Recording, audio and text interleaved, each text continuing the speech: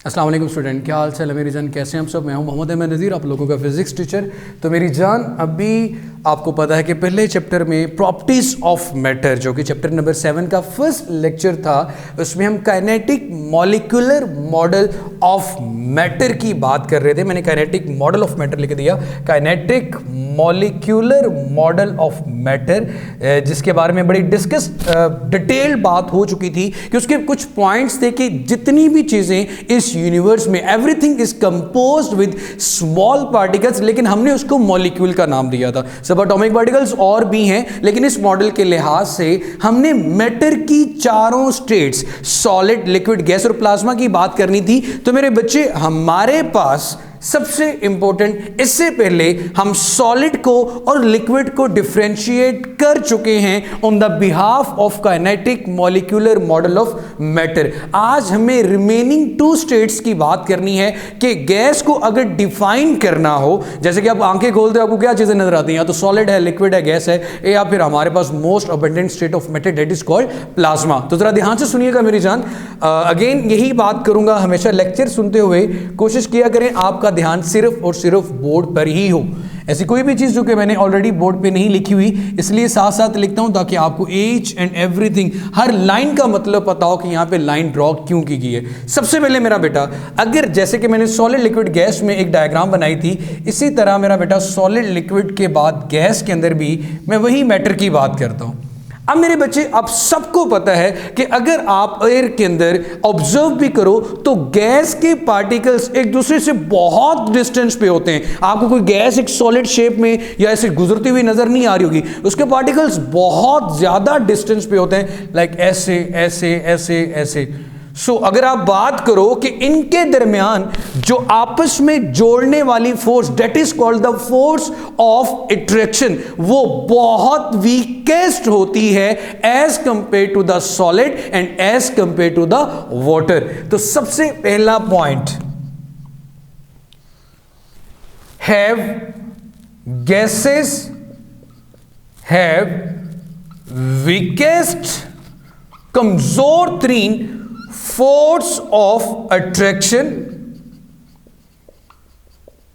between their molecules,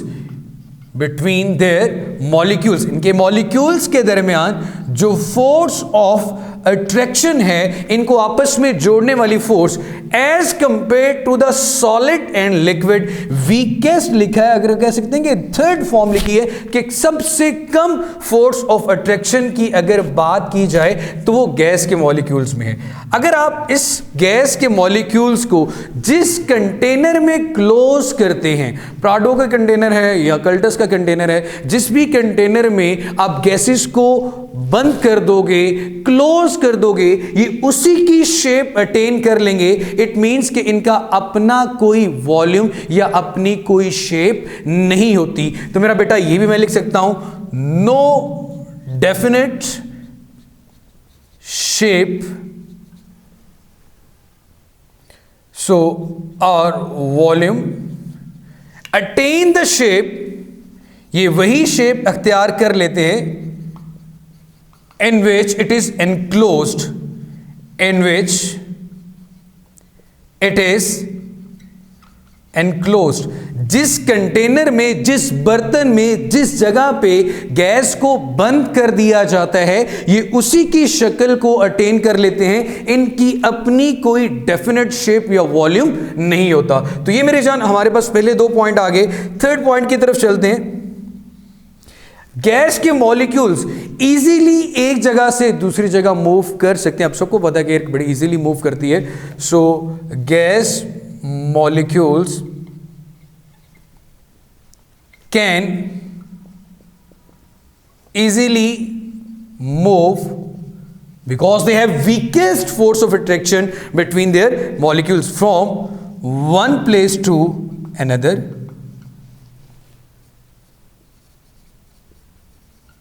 अगर आप देखें एक रूम के अंदर, एक कंटेनर के अंदर आप कोई भी गैस आके मतलब छोड़ देते हैं तो डिफरेंट जगहों पे, वो सारी जगहों पे फैल जाएगी। ये नहीं होगा किसी एक कंप्रेस पोर्शन में, ऐसा नहीं होता। ब्रोनियन मोशन की तरह वो रैंडमली इधर उधर जाएगी। अब दूसरी ये चीज, गैस के मॉलिक्यूल्स भी रैंडमली वाइब्रेटरी मोशन में होते हैं, रैंडमली या फिर लिखते हैं रैंडमली कॉन्टिन्यूस मोशन।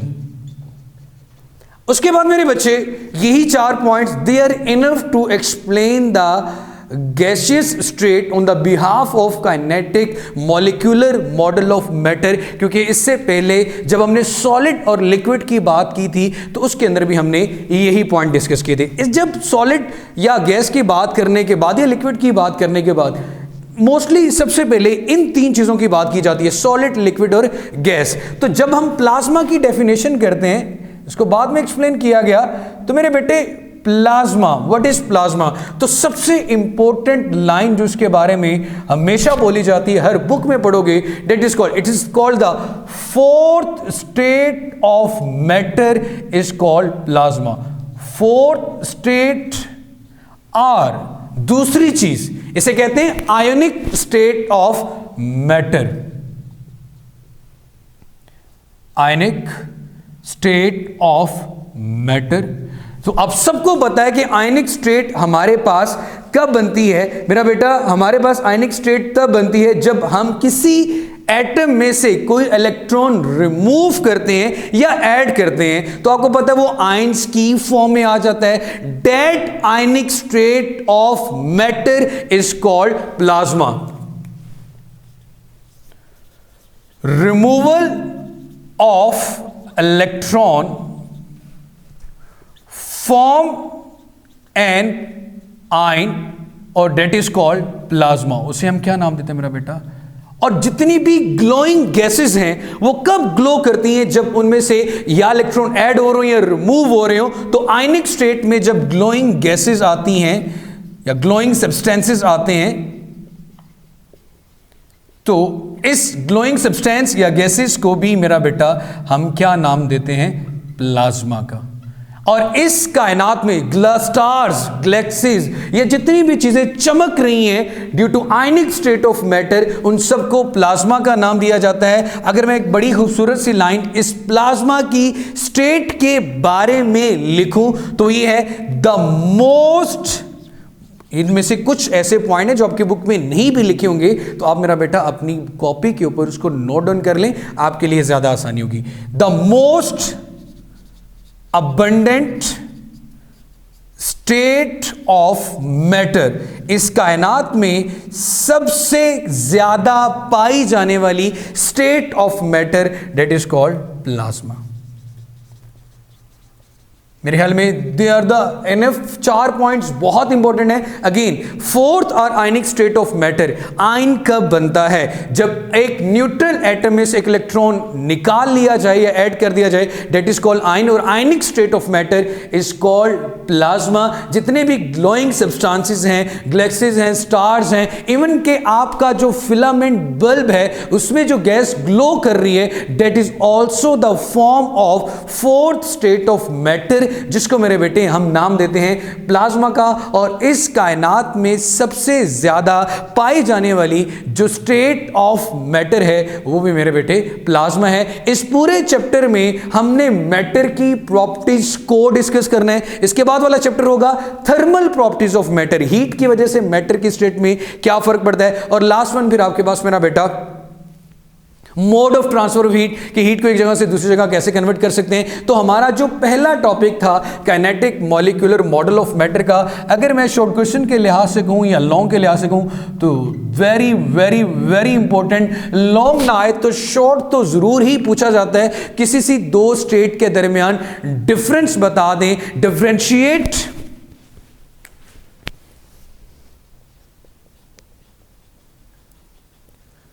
between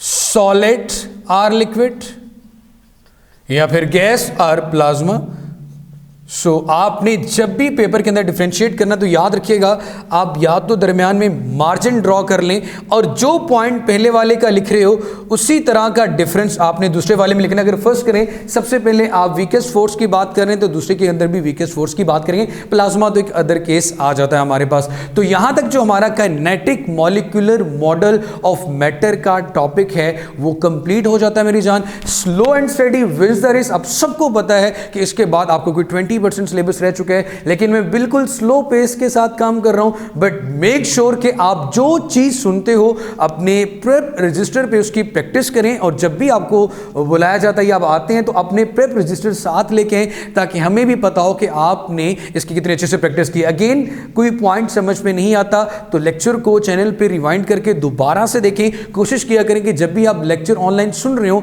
तो हैंड फ्री का यूज करें। So wish you good luck मेरी जान। अल्लाह ताला आप सबका हामी और नासिर हो। अगेन इसके बारे में कोई क्वेश्चन हो तो जरूर डिस्कस कीजिएगा। अल्लाह हाफिज।